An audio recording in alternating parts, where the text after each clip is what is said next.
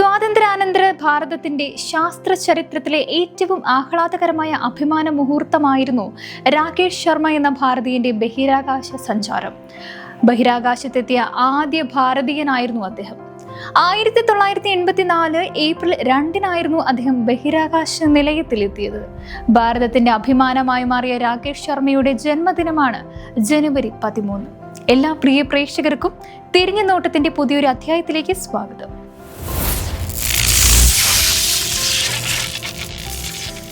1949 ജനുവരി 13 പഞ്ചാബിലെ പട്യാലയിൽ ജനിച്ച രാകേഷ് ശർമ്മ 1966 ഒരു കേഡറ്റായി ഇന്ത്യൻ വ്യോമസേനയിൽ ചേർന്നു. നാഷണൽ ഡിഫൻസ് അക്കാദമിയിൽ പരിശീലനം പൂർത്തിയാക്കിയ ശർമ്മ 1970 പൈലറ്റായി ഔദ്യോഗിക ജീവിതം ആരംഭിച്ചു. അങ്ങനെ 1971 ബംഗ്ലാദേശ് യുദ്ധ സമയത്ത് MiG-21 വിമാനങ്ങളിൽ അഭിമാനമർഹിക്കുന്ന സേവനമാണ് അനുഷ്ഠിച്ചത്. സോവിയറ്റ് യൂണിയന്റെ ഇന്റർകോസ്മോസ് ബഹിരാകാശ പദ്ധതിയുടെ ഭാഗമായി സുഹൃത്ത് രാജ്യങ്ങളിലെ ബഹിരാകാശ പ്രവർത്തനങ്ങൾക്ക് സഹായ സഹകരണങ്ങൾ നൽകിയിരുന്നു. ഈ പദ്ധതിയുടെ ഭാഗമായാണ് 1982 ഇന്ത്യൻ ബഹിരാകാശ ഗവേഷണ കേന്ദ്രത്തിന്റെ പദ്ധതി പ്രകാരം സ്ക്വാഡ്രൺ ലീഡർ രാകേഷ് ശർമ്മയെ തിരഞ്ഞെടുക്കുന്നത്. രാകേഷ് ശർമ്മയോടൊപ്പം തിരഞ്ഞെടുക്കപ്പെട്ട രവീഷ് മൽഹോത്ര വ്യോമസേനയിലെ എയർ കമാൻഡർ ആയിരുന്നു. സോവിയറ്റ് യൂണിയനിലെ ബഹിരാകാശ യാത്രയ്ക്ക് തിരഞ്ഞെടുക്കപ്പെട്ടത് രാകേഷ് ശർമ്മയായിരുന്നു. റഷ്യയിലെ കസാഖിസ്ഥാനിലെ ബൈക്കന്നൂർ ബഹിരാകാശ കേന്ദ്രത്തിൽ നിന്നായിരുന്നു ഒരു ജനതയാകെ ആവേശത്തിലാഴ്ത്തിയ ആ യാത്ര. 7 കുതിരകളെ പൂട്ടിയ സുവർണരഥം വലിക്കുന്ന സൂര്യന്റെ ചിത്രം ആലേഖനം ചെയ്ത പ്രത്യേക വസ്ത്രം ധരിച്ച രാകേഷ് ശർമ്മയോടൊപ്പം കമാൻഡറായി യൂറി മലേഷ്യവും എഞ്ചിനീയറായി ഗെന്നഡി സ്ട്രാലേക്കുവും ഉണ്ടായിരുന്നു. സല്യൂട്ട് 7 ബഹിരാകാശ നിലയവുമായി ബന്ധപ്പെട്ട സല്യൂട്ട് KK-നോടൊപ്പം ഇൻഡോ സോവിയറ്റ് ബന്ധവും ശക്തമാകുകയായിരുന്നു.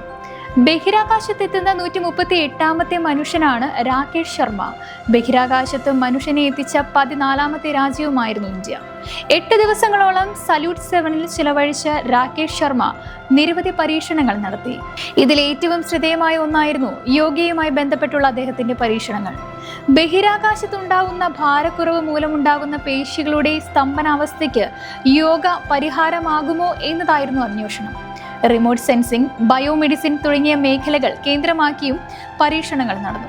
ഇന്ത്യക്ക് മുകളിലൂടെ പേടകം കടന്നുപോയ അവസരങ്ങളിൽ ഭൂപ്രകൃതിയെ അടിസ്ഥാനമാക്കി ഉജ്ജ്വലമായ ചിത്രങ്ങൾ പകർത്തിയ രാകേഷ് ശർമ്മ മ്യാൻമറിലെ കാട്ടുതീ കാണുകയും അത് അറിയിച്ചതിനെ തുടർന്ന് മ്യാൻമാർ സർക്കാരിന് കാര്യക്ഷമമായി ഇടപെടുവാൻ സാധിക്കുകയും ചെയ്തു.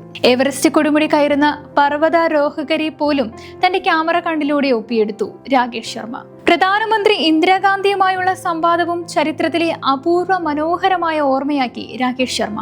താൻ ആരോഗ്യവാനാണെന്ന് ഇന്ദിരയ്ക്ക് മറുപടി നൽകിയ രാകേഷ് ശർമ്മ ഇന്ത്യ എങ്ങനെ കാണപ്പെടുന്നു എന്ന ചോദ്യത്തിന് നൽകിയ ഉത്തരം അവിസ്മരണീയമാണ്. സാരിയ ജഹാംസെ അച്ഛ അശോക ചക്രം നൽകി രാകേഷ് ശർമ്മയെ ഇന്ത്യ ആദരിച്ചപ്പോൾ Soviet Union hero of the Soviet Union പദവി നൽകി തങ്ങളുടെ ബഹുമാനം രേഖപ്പെടുത്തി. ഹിന്ദുസ്ഥാൻ എയറോനോട്ടിക്കൽസ് ലിമിറ്റഡിൽ ചീഫ് ടെസ്റ്റ് പൈലറ്റായി സേവനമനുഷ്ഠിച്ച രാകേഷ് ശർമ്മയുടെ ബഹിരാകാശ യാത്ര രാജ്യത്തിന്റെ ശാസ്ത്ര സാങ്കേതിക രംഗത്തിനും യുവജനതയ്ക്കും ദിശാസൂചകമായി എന്നത് രാജ്യത്തിന്റെ ബഹിരാകാശ നേട്ടങ്ങൾ ചൂണ്ടിക്കാട്ടി പറയുവാൻ ഓരോ ഭാരതീയനും സാധിക്കും.